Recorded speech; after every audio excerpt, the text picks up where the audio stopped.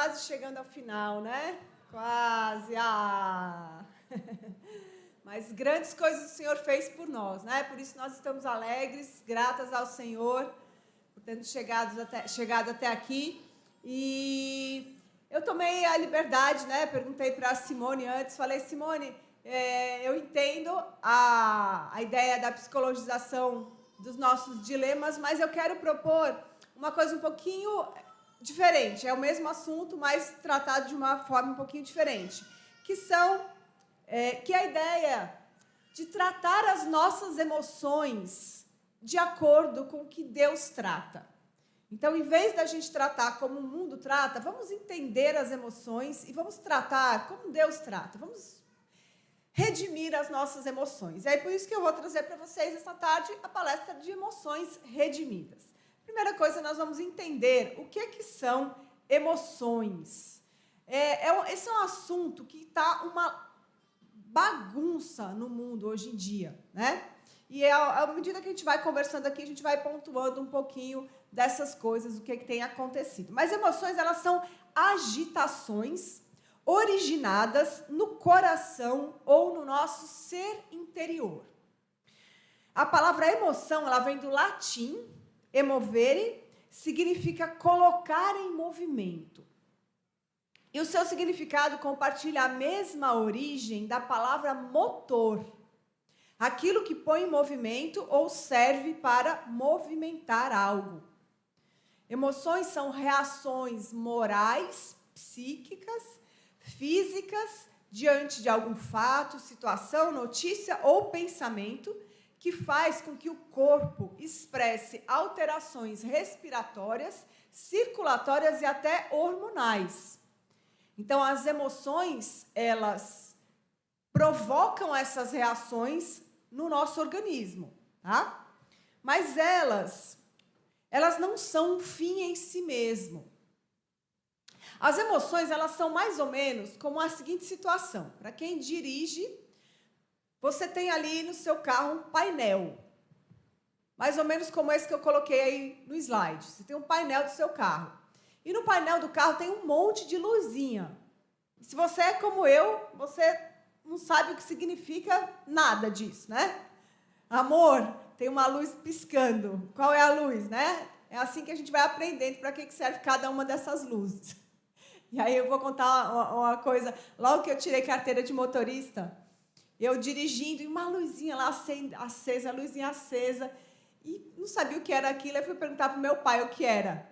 Ele falou, Larissa, isso é o freio de mão que está puxado. Pequeno detalhe, né? Você vê como eu não entendo absolutamente nada de carro. Passaram-se muitos anos, hoje eu entendo um pouquinho mais, pelo menos a luz do freio de mão, hoje eu sei qual é, né? Mas, enfim, essas luzinhas no painel, como é que a gente lida com elas? O que eu tinha que ter feito ali quando eu vi aquela luzinha do freio de mão puxado? A luzinha estava me incomodando, que coisa chata essa luz me incomodando desse jeito. Faria sentido algum eu estar ali irritada com aquela luz. E aí eu já sei, eu vou quebrar essa luz, porque ela me irrita. Aí eu pego o martelo e quebro ali o painel do carro, porque aquela luz está me incomodando. Faz sentido isso? Não, não faz sentido. O que a gente tem feito com muitas das nossas emoções? Elas estão nos incomodando, então o que eu vou fazer? Eu vou sufocar ela, eu vou quebrar ela, ou eu vou medicar ela para resolver essa emoção. Só que a emoção, ela não é o problema em si, ela é exatamente como a luz no painel, ela aponta para um problema que está acontecendo. Eu vou resolver esse problema se eu resolver o que está acontecendo no motor. Se eu resolver o que está acontecendo no centro do meu coração, no meu centro de controle. É assim que eu deveria estar lidando com a emoção. Não querendo cortar a emoção, mas tratar a partir da origem. E a gente vai entender. Então, as emoções, elas apontam para algo além delas. Elas são como as luzes no painel do nosso coração. E aí, para a gente entender emoções, a gente precisa entender o que a Bíblia quer dizer quando ela fala em coração. E aí eu criei essa ilustração. Do nosso coração saem duas coisas. As nossas comunicações, o que a gente fala, e os nossos comportamentos. Como é que eles saem do coração? O que a gente fala e o que a gente faz são coisas que as pessoas conseguem ver. Você olha para mim e você vê o que eu falo, você vê a maneira que eu ajo, isso você consegue ver. Isso brota, isso não vem do nada. O que eu faço não é... eu me comportei de uma certa forma e aquilo ali caiu na minha cabeça. Aquilo ali eu não sei por que eu agi daquele jeito. Não funciona assim. Todo comportamento, ele tem algo por trás dele. Na verdade, dentro, e que essa combinação vai fazer com que você se comporte ou se comunique de uma forma. Então, essas são as duas coisas que saem. Todo mundo pode ver. O que está dentro do coração, a gente não vê. Eu não consigo olhar para vocês agora, nesse momento, e saber o que é que vocês estão pensando. Eu não consigo saber o que é que vocês desejam. Eu, no máximo, olho o que vocês fazem e falam, e eu posso ter alguma indicação. Então, dentro de mim, eu tenho, dentro do coração, as crenças. E aí vocês podem observar que tem uma referência bíblica em cada um desses pontinhos, que é da onde eu tirei essa informação, tá? Eu não vou passar nessas referências agora. Se vocês depois quiserem orar, vocês olham. Então, dentro do coração, tem tudo que eu acredito, tem tudo que eu valorizo, meus valores, tem as coisas que eu desejo, tem os meus pensamentos e tem as minhas emoções. Então, crenças, valores e desejos vão me gerar pensamentos. Eu creio, como eu falei para vocês em um desses dias, que o Senhor pode não querer curar o meu resfriado, o meu virose, sei lá o que eu tive aí que eu estou lutando, e Ele pode querer que eu venha ensinar doente. E foi o que Ele quis ao longo desses dias. Então, isso é uma crença, uma coisa que eu acredito, de acordo com o que eu conheço da palavra de Deus. Meus valores. Eu valorizo a palavra de Deus, eu valorizo o povo de Deus. O que eu quero? Eu quero glorificar o Senhor. Então, qual foi o meu pensamento? Eu não vou cancelar a viagem, eu não vou cancelar a minha participação no evento, eu vou até onde eu aguentar e eu creio que o Senhor vai me sustentar. Quais foram as emoções que eu colhi nesses dias? Extrema satisfação de conseguir ensinar. Fiquei triste por não conseguir participar de programação aqui com vocês, mas foi assim que funcionou a dinâmica do meu coração, baseado no que eu acredito, no que eu valorizo, no que eu desejava. Então, estou ilustrando aqui para vocês verem, tá? Mas a gente vai mostrar outras ilustrações de como funcionam as nossas emoções. Mas aí vocês já conseguem perceber que a emoção não é um negócio que cai na sua cabeça. Eu não sei porque que eu me irritei assim, eu não sei por que eu estou ansiosa, eu não sei porque eu estou com medo. Está aqui. Está aqui. A gente vai ver vários exemplos e provavelmente você vai se enxergar em alguns deles.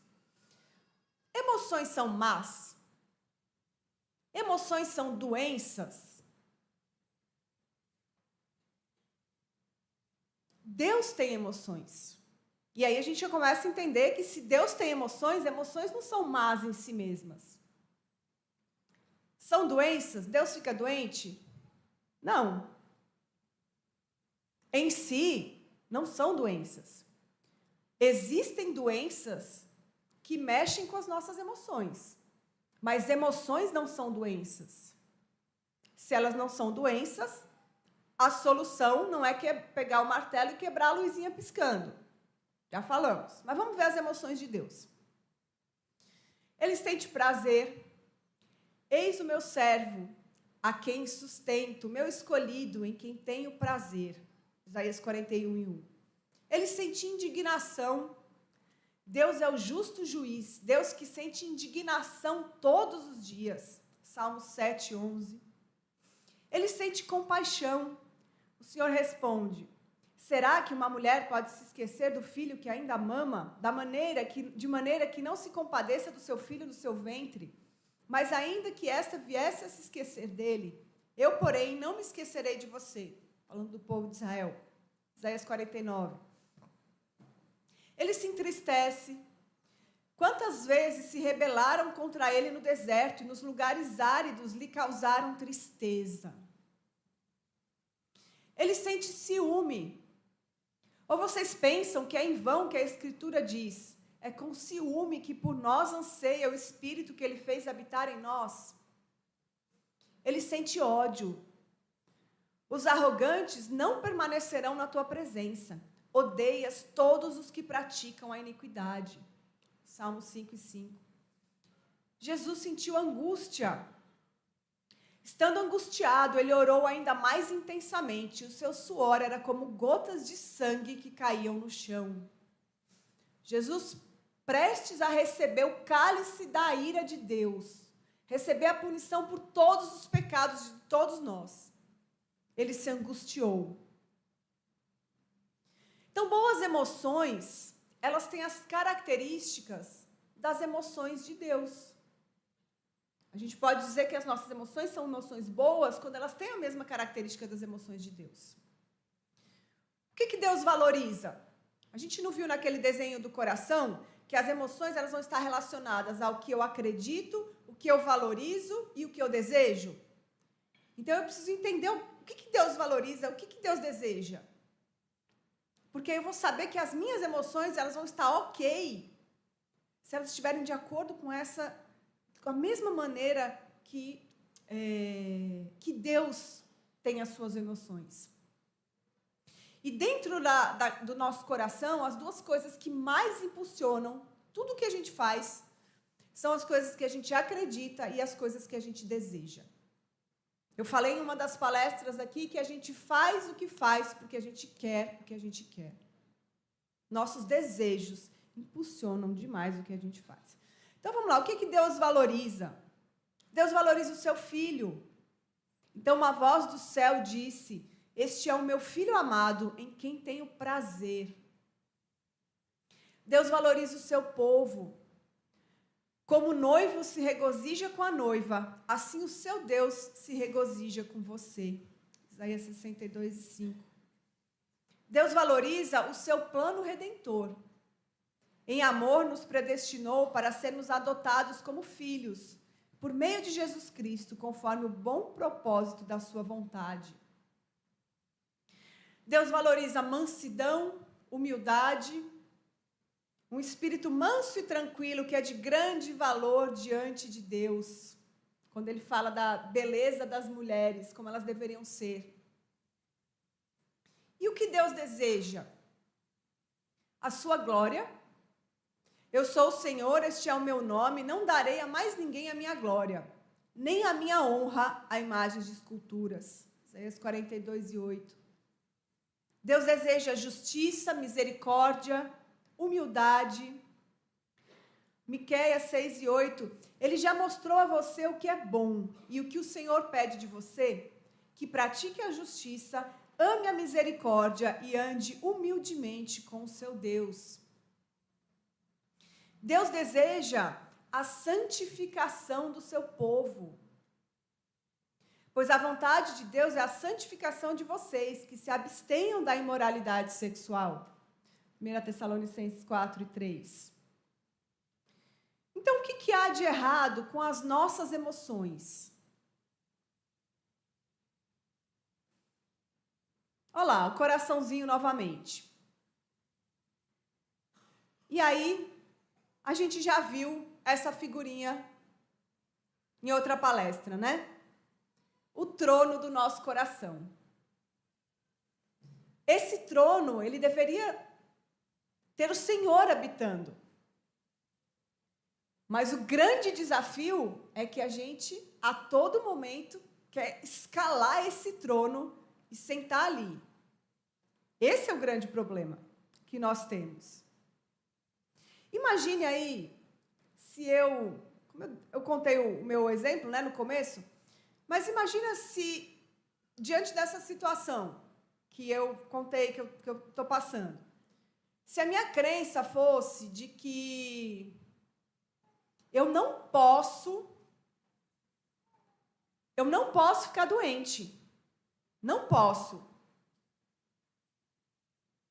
Se eu estivesse valorizando a minha glória, não, eu tenho que estar ali na frente falando, eu não posso estar falando com a voz um pouco esquisita, eu tenho que estar ali falando perfeitamente, porque senão o que elas vão pensar de mim?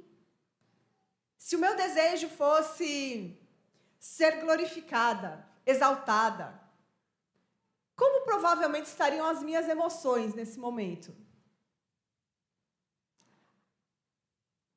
Alteradas, né? Provavelmente bem alteradas.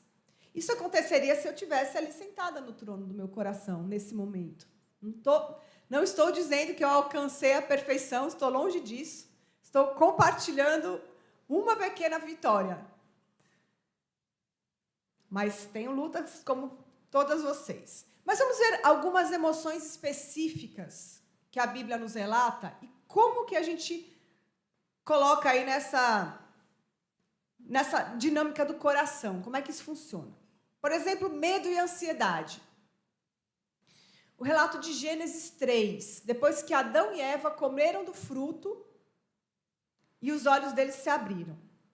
Então os olhos de ambos se abriram e, percebendo que estavam nus, coseram folhas de figueira e fizeram cintas para si. Ao ouvirem a voz do Senhor Deus, que andava no jardim quando soprava o vento suave da tarde, o homem e a mulher se esconderam da presença do Senhor Deus, entre as árvores do jardim. E o Senhor Deus chamou o homem e lhe perguntou: onde você está? Ele respondeu: ouvi a tua voz no jardim, e porque estava nu, tive medo e me escondi. Por que Adão e Eva estavam com medo ali? E provavelmente com ansiedade. Eles tinham feito o que Deus falou para não fazer. Eles tinham desobedecido ao Senhor.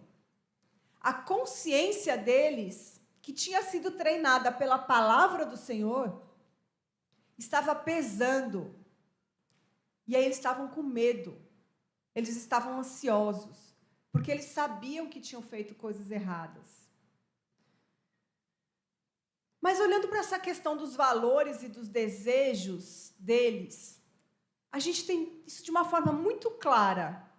Olha só, o que Adão e Eva valorizaram quando eles decidiram comer do fruto que Deus falou, não comam? Gênesis 3 e 5 vai dizer, o diabo falando para Eva: os olhos de vocês se abrirão e, como Deus, vocês serão conhecedores do bem e do mal. Adão e Eva estavam valorizando ser igual a Deus. Eles queriam ser igual a Deus. O que eles acreditavam? É certo que vocês não morrerão. Quem tinha dito isso? Quem? Satanás. O diabo falou isso. É certo que vocês não vão morrer. E aí eles decidiram acreditar no que o diabo tinha dito, em vez de acreditar no que Deus tinha dito. O que eles queriam? Como Deus. Isso no coração de Eva cresceu. Como Deus, você será conhecedora do bem e do mal. Qual é a vantagem, meu Deus do céu, de se conhecer o mal? Eles já tinham conhecimento perfeito de tudo que era bom, do bem. Aí Satanás vem mostrar, olha, vocês não têm tudo, porque vocês não conhecem o mal. Vocês podem ser como Deus, conhecedores do bem e do mal. E aquilo ficou, como Deus, como Deus. Eles desobedecem, e aí a consciência pesa, eles fogem de Deus, e a emoção, medo e ansiedade. Valores no lugar errado, crenças no lugar errado, desejos no lugar errado. Vamos ver outro exemplo de uma outra emoção. Ciúme. A gente viu que Deus tem ciúme. Então, existe algum tipo de ciúme que não é pecado. Ciúme de Deus é um zelo pelo povo que é dele. Mas olha o ciúme pecaminoso. Gênesis 30. Quando Raquel viu que não dava filhos a Jacó, teve ciúme de sua irmã e disse a Jacó: dê-me filhos, do contrário morrerei. Então Jacó ficou irado com Raquel e disse: será que eu estou no lugar de Deus, que impediu você de ter filhos? Então Raquel disse: eis aqui Bila, minha serva, tenha relações com ela, para que dê à luz e eu traga filhos ao meu colo por meio dela. Assim Raquel lhe deu Bila, sua serva, por mulher, e Jacó teve relações com ela. Bila ficou grávida e deu à luz um filho a Jacó. Então Raquel disse: Deus me fez justiça, ouviu a minha voz e me deu um filho. Por isso lhe chamou Dan. Outra vez Bila, serva de Raquel, ficou grávida e deu à luz o segundo filho a Jacó. Raquel disse: com grandes lutas tenho competido com a minha irmã e consegui vencer. Coração de Raquel. O que Raquel valorizava? Dê-me filhos, do contrário morrerei. Não vale a pena viver se você não me der filhos. Isso ela pedindo para o marido. O que ela acreditava? Não valia a pena viver se não fosse mãe. Só valeria a pena se ela fosse mãe. O que ela queria? E a gente viu no final do trecho. Com grandes lutas tenho competido com a minha irmã e consegui vencer. Cadê Deus nessa história? Ela estava pensando nisso? Era essa a preocupação dela? Era esse o foco dela? Não. Ela queria ser melhor do que a irmã dela. Esse era o desejo do coração dela. A emoção, ciúme. Resultado, não só a briga com o marido, que ela está discutindo aqui, mas a estratégia brilhante que ela pensou. Tenha relações com a minha serva, e aí eu tomo o filho para mim e vai ser o meu filho por intermédio dela. Total bagunça aqui por conta de um trono do coração. Raquel não menciona Deus em nenhum momento aqui. Ela não está colocando Deus na equação. São os desejos dela, a agenda dela, o reino dela. E o que ela colhe, emoções ruins. Ira e inveja. E aconteceu quando eles estavam voltando para casa, agora é Davi e Saul. Depois de Davi ter matado o filisteu, as mulheres de todas as cidades de Israel saíram ao encontro do rei Saul, cantando e dançando com tamborins, com alegria e com instrumentos musicais. As mulheres se alegravam e, cantando alternadamente, diziam: Saul matou seus milhares, porém Davi os seus 10 milhares. Saul se indignou muito, pois estas palavras lhe desagradaram no extremo. Ele disse: para Davi elas deram 10 milhares, mas para mim apenas milhares. Na verdade, o que lhe falta não ser o reino? Daquele dia em diante, Saul não via Davi com bons olhos. E aí a gente pode mudar os personagens aqui e a fala para algo tipo assim: não acredito que chamaram ela para ser a líder do ministério. Será que eles sabem as coisas que ela faz, que ela fica postando aí nas redes sociais? Como é que não me chamaram? E às vezes a gente não tem coragem de falar essas coisas, mas o coração, do mesmo jeito. Porque é ela e não eu. Mesma coisa aqui a dinâmica. O que Saul valorizava? Qual era o reino que Saul estava preocupado em edificar e buscar a glória? Glória de homens. Saul era extremamente focado em receber glória de homens, a aprovação das pessoas. Ele não queria saber da aprovação de Deus. O que Deus falava, ok, Deus falou assim, mas eu acho melhor fazer de outro jeito. O reino era o dele. O foco era o reino dele. O que ele acreditava? Para Davi, elas deram 10 milhares, mas para mim, apenas milhares. Na verdade, o que lhe falta a não ser o reino? Ele acreditava que ele merecia. Ele deveria ser honrado. O que ele queria? A sua glória. A sua glória. Ele queria ser exaltado. Quais eram as emoções? Inveja, ira, que foi também a ação não só de rivalidade, mas até de tentar matar Davi.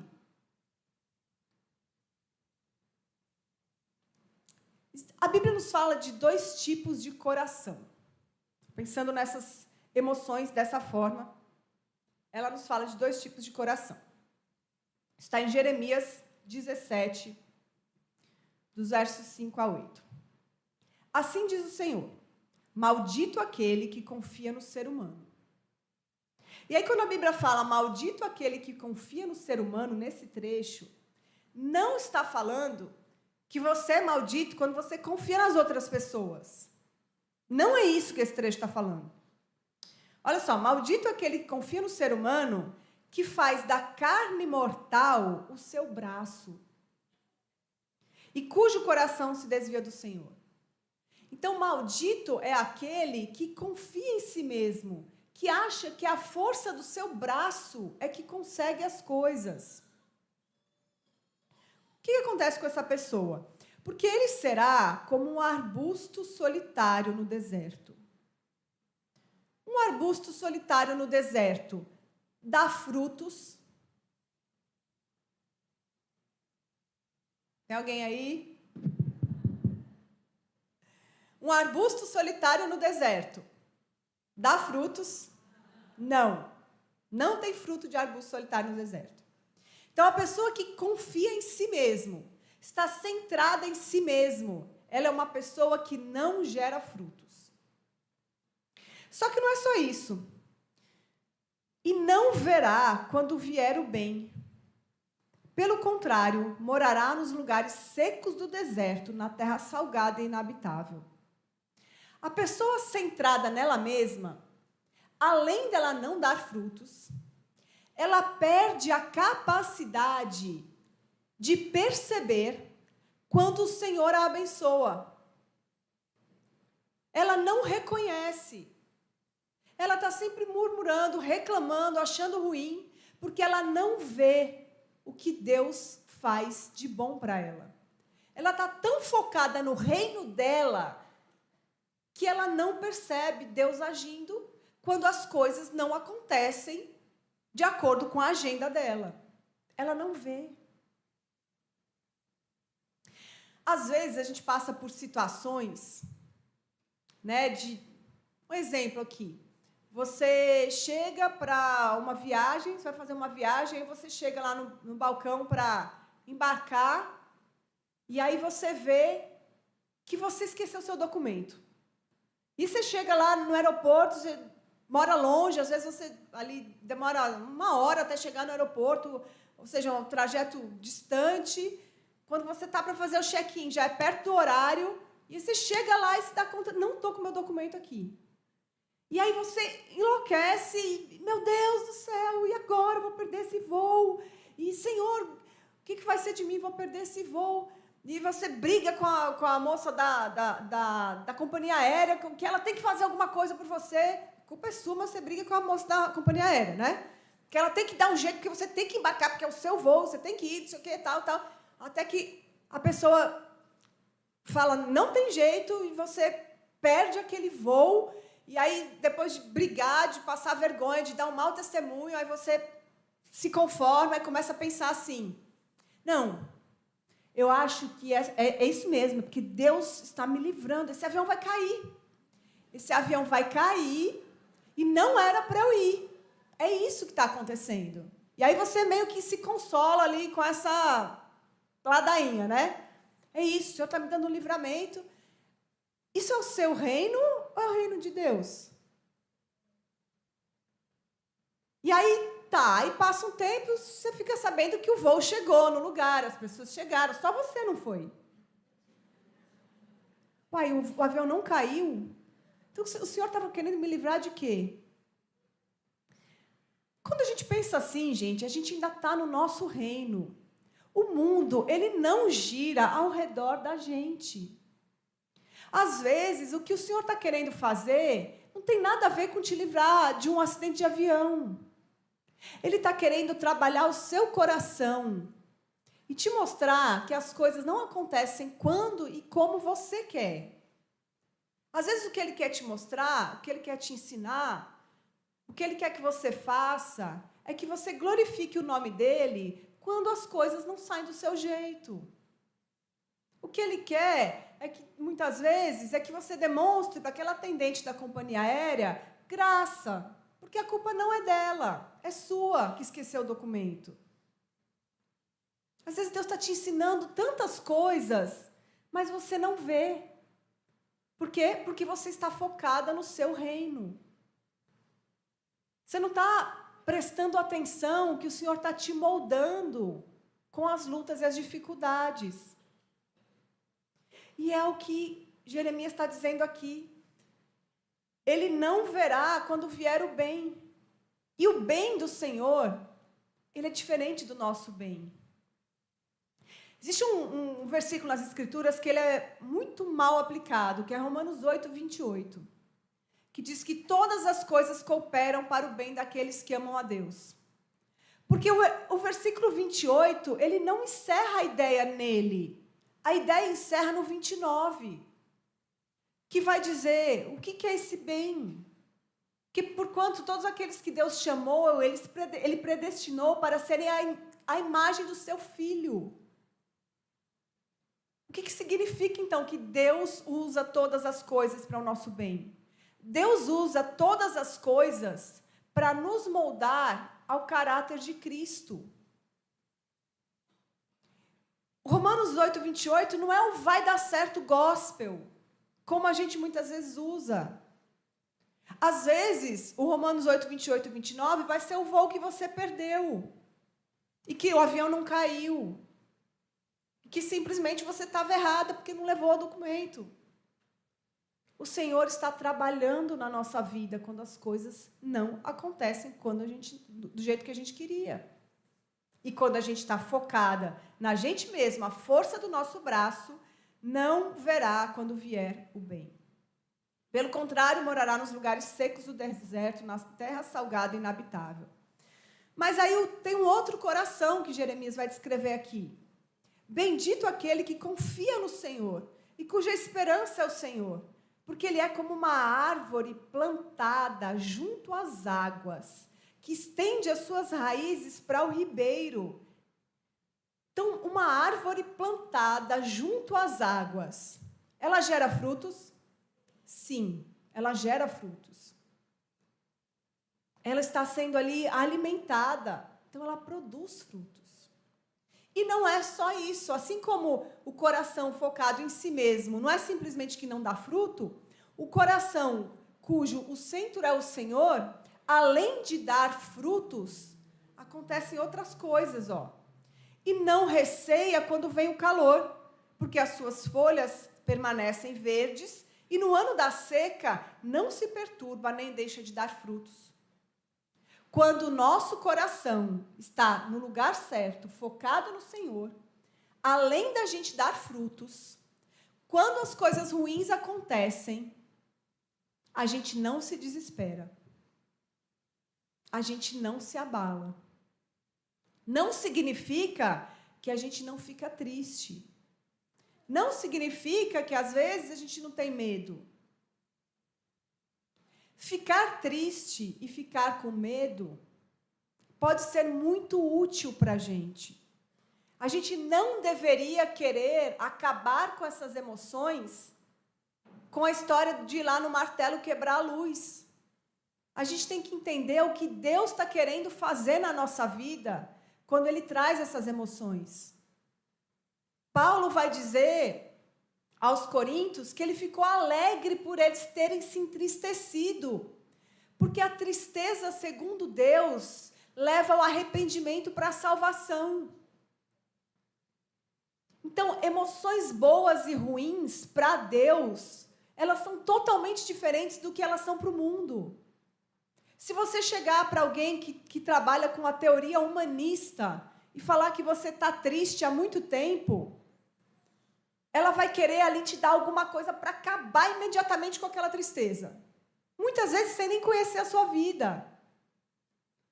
E aí eu te pergunto, se você é uma pessoa que passou por uma tragédia, perdeu um filho, e você está triste por muito tempo, essa emoção está errada? Essa emoção está errada? Seria totalmente insano se você tivesse perdido um filho e você tivesse feliz. E não vai resolver você usar todos os martelos da face da terra para quebrar aquela luzinha. Nada vai te fazer feliz. Nada externo. Porque uma situação dessa é uma situação que vai te mudar para o resto da vida. Você vai aprender a viver como se tivesse sem uma parte do seu corpo. Você vai ter um novo normal. E vai ser de muita luta. Mas a maneira que Deus vê é diferente do que o mundo vê. Então, olha só como é que fica a ilustração. Deus no centro, um coração que gera frutos e que não receia quando as notícias ruins vêm. Coração com eu mesma no centro, arbusto solitário no deserto. Eu não dou frutos e eu não tenho nem a capacidade de ver quando as coisas boas acontecem. E aí a gente tem um outro elemento nessa imagem, que é o sol. O sol, ele é as circunstâncias ao nosso redor. As coisas que acontecem ao nosso redor, elas são como o sol nessa imagem. O sol, ele tem a capacidade, vamos imaginar que essa árvorezinha aí é uma macieira, um pé de maçã. O sol batendo numa árvore de pé de maçã, né, num pé de maçã, ele tem a capacidade de produzir limão? Não. Então, o sol, ele não muda a raiz da árvore. Ele manifesta o que já é aquela raiz. Assim são as circunstâncias ao nosso redor. Elas não têm a capacidade de nos fazer ter emoções ruins. As circunstâncias ao nosso redor, elas manifestam o que já está no nosso coração. O nosso coração é a raiz. Depende de quem é o centro, isso vai aparecer à medida que o sol bate. E aí, quem é que estava no trono do coração de Adão, Eva, Raquel e Saul? Muito claro, eles mesmos. Eles mesmos. Não davam frutos e não viam nem o que Deus fazia de bom, porque era totalmente focado neles. Mas um coração com emoções redimidas, quando Cristo é o centro. Meus valores, minhas crenças, meus desejos, meus pensamentos, minhas emoções, tudo muda. E aí, olha só, a gente vai ver muito claro agora nos próximos exemplos como as circunstâncias não têm o poder de te fazer ter emoções ruins. Não são as circunstâncias. Olha só. Alegria. Atos 5, do 40 ao 42. Então chamaram os apóstolos e os açoitaram. E ordenaram-lhes que não falassem no nome de Jesus. Os soltaram. E eles se retiraram do sinédrio muito alegres, por terem sido considerados dignos de sofrer afrontas por esse nome. E todos os dias, no templo, de casa em casa, não cessavam de ensinar e de pregar que Jesus é o Cristo. Espera aí. Vamos ver se a gente entendeu certo. Então chamaram os apóstolos e açoitaram, bateram neles. Chamaram os apóstolos que estavam pregando o evangelho e bateram neles. E mandaram que eles não falassem mais o nome do Senhor. Não era mais para eles pregarem. Aí eles saem do sinédrio como? Como? Alegres. Você já apanhou alguma vez? fisicamente mesmo. Quando a gente é criança, a gente apanha um bocado, né? Mas certamente, esses açoites aqui não foram açoites de mãe, né? Imagina você apanhar e aí você sai alegre. O que é isso, gente? O que é isso? É um coração no lugar certo. O que os apóstolos valorizavam? Não cessavam de ensinar e de pregar que Jesus é o Cristo. Mesmo tendo apanhado por causa disso, e mesmo tendo ouvido que se eles fizessem de novo, eles iam ser presos de novo e apanhar de novo. Não cessavam. Eles valorizavam o nome do Senhor e o avanço do reino do Senhor. O que eles acreditavam? Alegres por terem sido considerados dignos de sofrer afrontas por esse nome. Era uma honra apanhar por causa de Cristo. O meu Senhor foi crucificado por minha causa. Se eu estou apanhando por causa dele, isso é uma honra. Era o que eles pensavam. O que eles queriam? A glória de Cristo. Eles não estavam preocupados se estava doendo, se não estava doendo. Tem um outro trecho que fala que Paulo ou era apanhando ou era sendo preso, todo tempo, né? Tem um trecho em Atos que fala, e Paulo apanhou não sei o quê, não sei o quê. No dia seguinte, ele levantou e foi pregar o evangelho. A vida de Paulo era assim. Apanhava, no dia seguinte, ele estava pregando o evangelho. O que estava no trono do coração deles? Cristo. Cristo. Paz e tranquilidade. Não é o que a gente quer? Todo mundo hoje em dia está atrás de paz e tranquilidade? Só que a gente está procurando no lugar errado, mas a gente está atrás. Olha só, de novo os apóstolos. Quando os donos, já é outra situação, quando os donos da jovem viam que se havia desfeito a esperança de lucro, agarraram Paulo e Silas, os arrastaram à praça, à presença das autoridades. E levando-os aos magistrados, disseram, estes homens, sendo judeus, perturbam a nossa cidade, propagando costumes que não podemos aceitar nem praticar, porque somos romanos.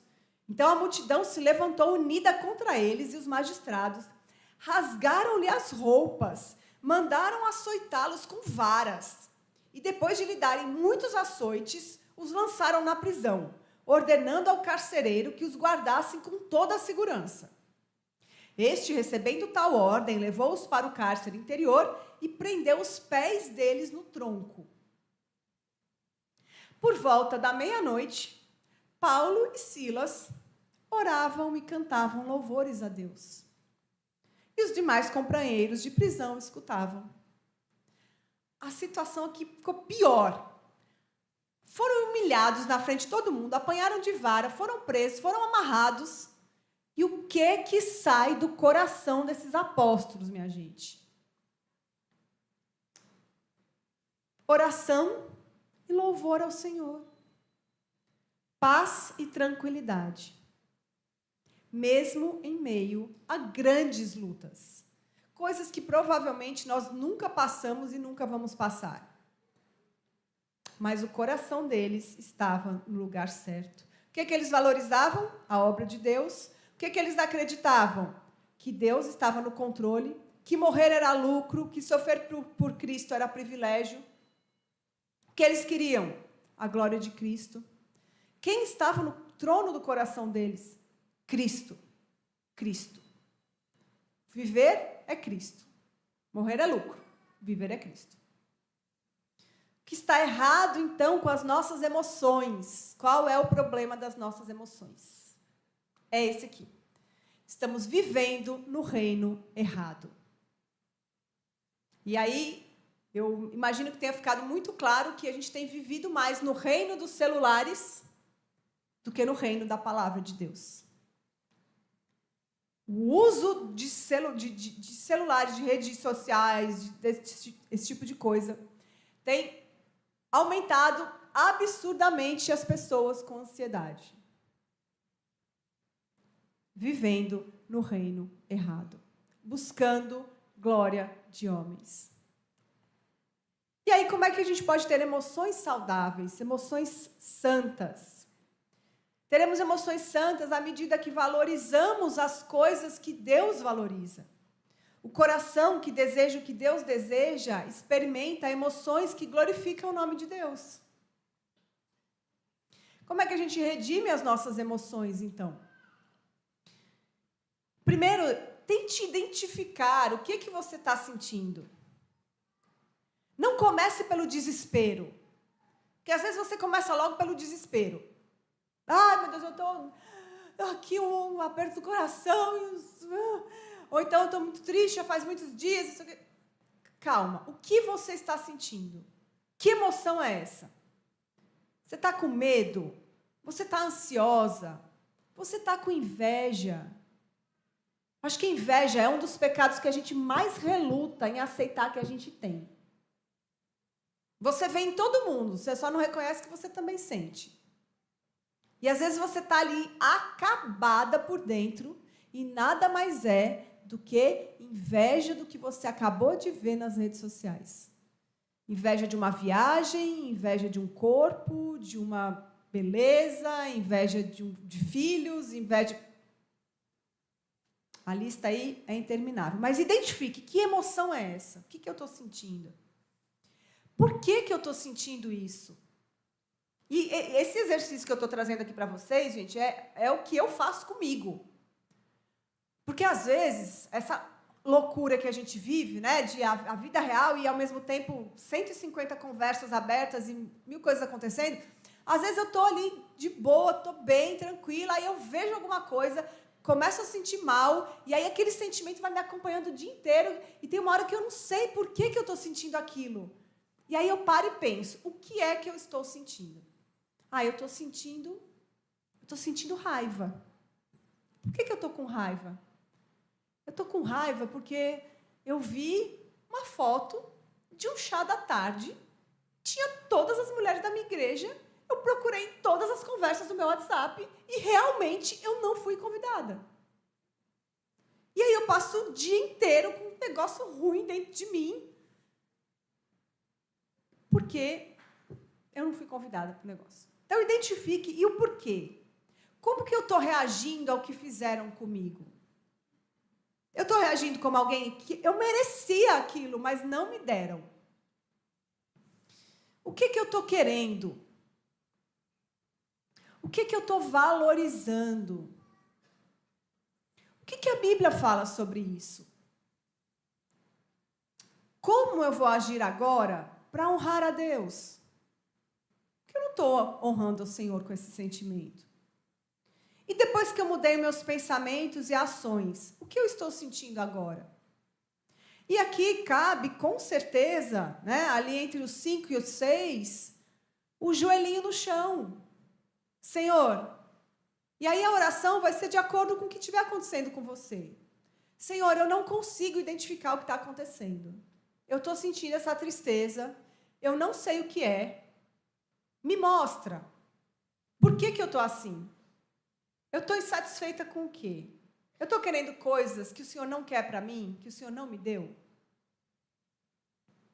Se eu tiver descoberto, Senhor, eu estou sentindo inveja. Me perdoa, Deus, eu não quero sentir inveja, eu quero amar as minhas irmãs, mesmo que todas tenham ido na cafeteria que eu mais gosto e não tenham me convidado. Eu quero continuar amando. Então, coloca diante do Senhor, peça perdão, peça para Ele te ajudar, para Ele transformar o seu coração. E aí vai ser um momento de crescimento.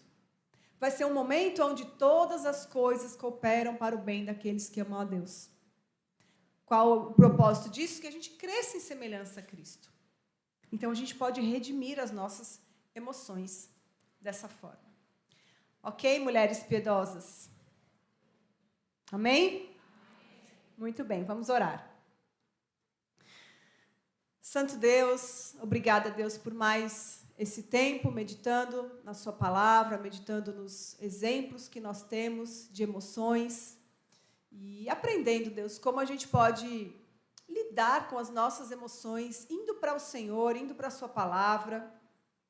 Eu te agradeço porque o Senhor nos deixou resposta para tudo que nós precisamos nessa vida, Pai. Eu quero pedir, Senhor, por mim e por cada uma das minhas irmãs que está aqui, Senhor. que as verdades que nós ouvimos aqui, que elas transformem os nossos corações. Que nós saiamos, Senhor, dessa conferência mais santas do que nós chegamos, Senhor.